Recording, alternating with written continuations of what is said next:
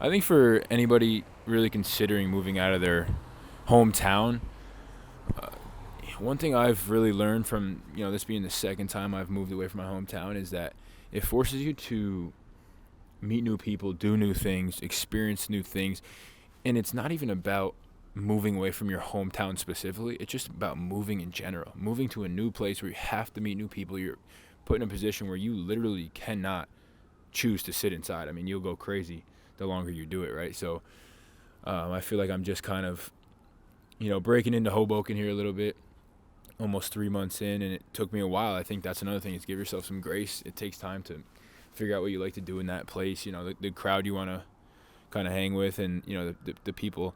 And I think the second thing is that you get to essentially rebrand yourself. You get to make a new identity for yourself. Nobody knows you. Nobody knows anything you've done in the past. Nobody perceives you in any way other than who you are in that moment. And I think that's something that is taken for granted no matter what you do or where you go. People always know you. They always think of you of what you used to be or what you did in the past. And it's not their fault. It's just that what else are they going to base you off of, right? They've known you for this amount of time and you've done this, right? So I think the kind of superpower of moving away is that you really do get to reinvent yourself and create a new identity. Really, that's the biggest thing, is create that new identity, and you're forced to go and talk to new people, create new opportunities for yourself. And it almost feels like if you don't, you'll end up sitting inside and you won't do anything. And obviously nobody wants that. So that would be the number one thing that I've taken away from moving again, is that whether I like it or not, I'm forced to meet new people, forced to experience new things, for the good, for the bad, whatever it is.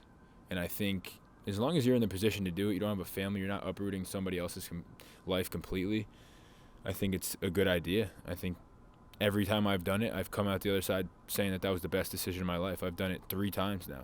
I've gone to Boston, I've gone to Oswego, New York, the middle of nowhere, and now in Hoboken, right across the river from New York City.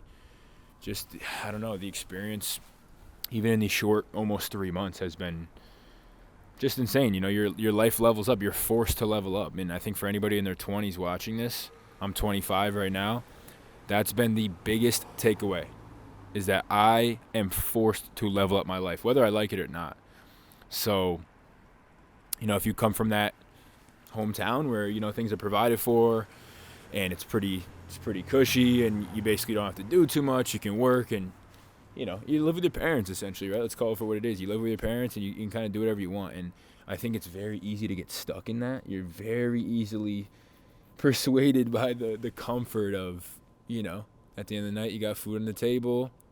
And I think this is a topic that not many people really speak on. You always hear the rags to riches story. You hear this guy had nothing and he made it out the mud and he did what he had to do to get to where he's at. And that's inspiring. Of course, those stories are awesome. But I think something that people miss out on, or, I think a narrative that I always wanted to be able to latch on to and find a creator or somebody who has the same perspective of me, is like, I didn't have a shitty childhood. Like, I had a good childhood. My parents provided what I needed, and I think for the kids that are in, my situation, I think you just got to think to yourself, what is it that you really want? Like, what do you want to be in your life?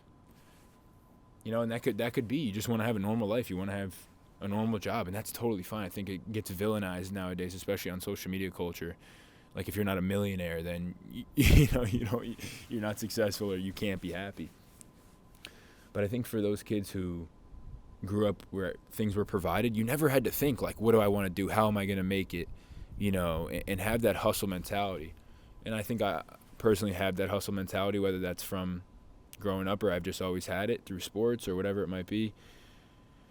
It's really come to my attention that you really need to be your own boss. Get up when you say you're going to get up, do what you say you're going to do. And I was talking to Grant last night, Grant Mazzaroni, another filmmaker that I know. And he was saying the same thing, man. Like, sports is always your coach, is always, you're at practice at this time. Like, you're not going to let 12 of your teammates down. And, when you're on your own boss and you're doing, in my case scenario, video work and, marketing work for clients, and I'm essentially my own boss, every second of the day is decided on what I'm going to do and how is the business going to get pushed forward. And I just don't think that that's talked about enough with kids that come from a suburban background, upper middle class. You're never forced to really think about that stuff and think about how am I going to make it once I'm old enough to have to go out and live on my own, or I want to. I think for me it came to a point where I just wanted to go live on my own. And my parents didn't kick me out. I didn't have to leave. I could have stayed home for another 5 years if I wanted to.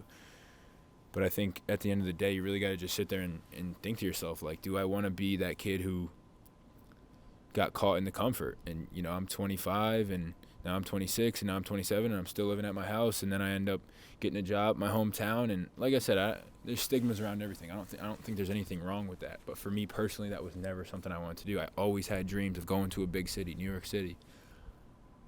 And I think when you sit and think about it, kids like me,